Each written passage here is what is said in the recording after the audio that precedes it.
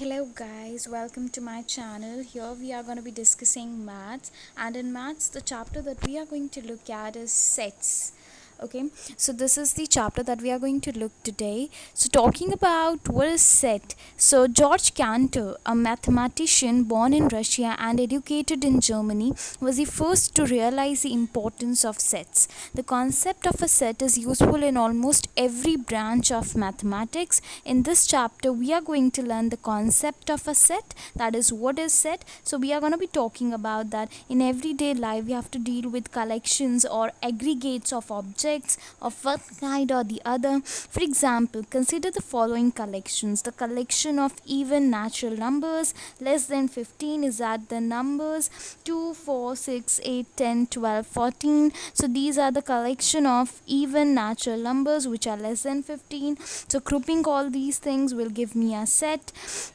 Okay, so set is nothing but it is a well defined collection of objects. Please remember the keywords that I'm talking about the sets. First keyword is it is well defined collection of objects. Well defined collection of objects. After that, second keyword related to the sets is that the objects of the set are called its member or element. Okay, so here we said well defined and it is also collection of objects. So you have to remember collection and well defined. Okay, so this was about the set. Thus each one of the above collection is a set. Like even if we talk about all rivers of India, all states of India, all colors of rainbow, the collection of vowels in the English alphabet, that is A, E, I, O, U, that is. Okay, so many more examples can be taken to talk about the sets. I hope you get the meaning clear. Now talking about the representation of a set, you have two ways to represent a set: roster or tabular form. Okay, first is roster or tabular form, second method is set builder form or rule method. And that's it for today's video.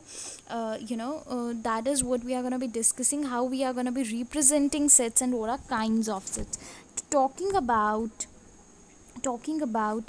the kinds representation of set. Representation of sets. Okay, so we are going to be seeing that how should we represent these sets. So as I just talked about, there are two methods for this. First method that we have to represent the set is roster or tabular form. Roster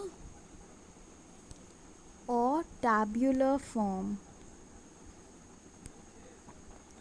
Now in this, what is going to happen is that in this form we list all the numbers of the set within braces or brackets and separate those by commas. Like if I talk about the set A of all even natural numbers, so I'm talking about A set and it contains all the even natural numbers which are less than 15 in the roster form, then we are going to be writing it as 2, 4, 6, 8. Then there will be 10, 12, 14 as well. So this is going to be the set A which we have represented in the roster form, that is in the numbers. Talking about the like here there are few things that you need to keep into mind, that is the order of listing the elements in a set can be changed. Like I can even write it as 10, 8, 12, 14, 4, 6, 8. Okay, even into this manner I can also write. So order can be changed here. Okay, then if one or more elements of a set are repeated, the set remains the same. So if it is A B C B B A, then it is same as A B C. So if you write two toys also, like in this very set, let's suppose we have a set B. In this I have to write 2 comma 2 comma 3 comma 4 comma 5. Then it will be equivalent. I could write it in this way as well, where I could say 2, 3, 4, 5. So repetition of the numbers doesn't matter. Okay, you just have to write only once in this form. While listing the elements of a set, it is sufficient to list its members only once. Sufficient to list its members. List its members only once. Okay, only once.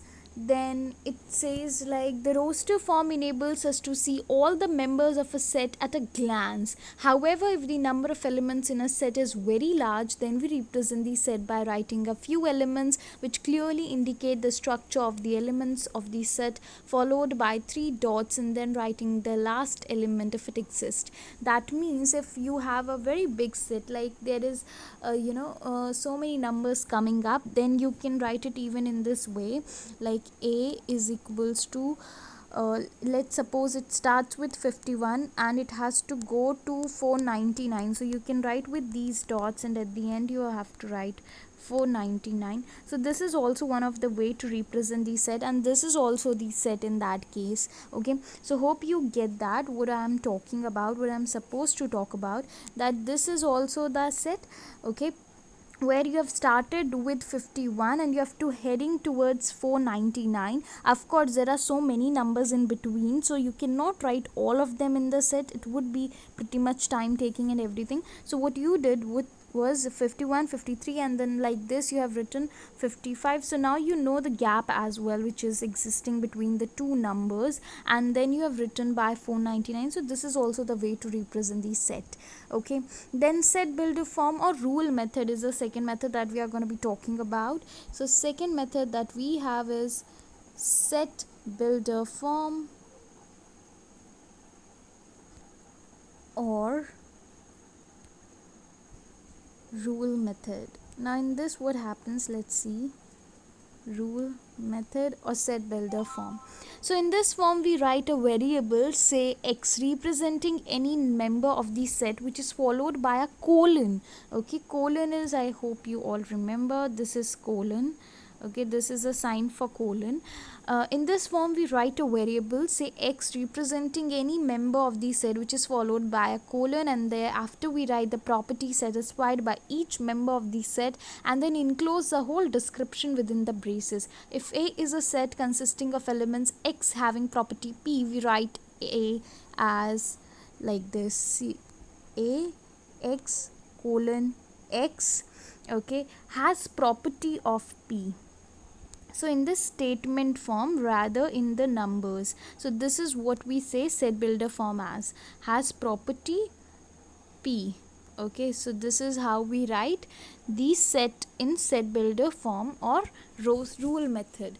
Okay, so that's it for today's video. Don't forget to like, share and subscribe. In the later part we are going to discuss the kinds of sets that we have. Okay, I will be doing it in very short parts so that you get it easy, you can practice more.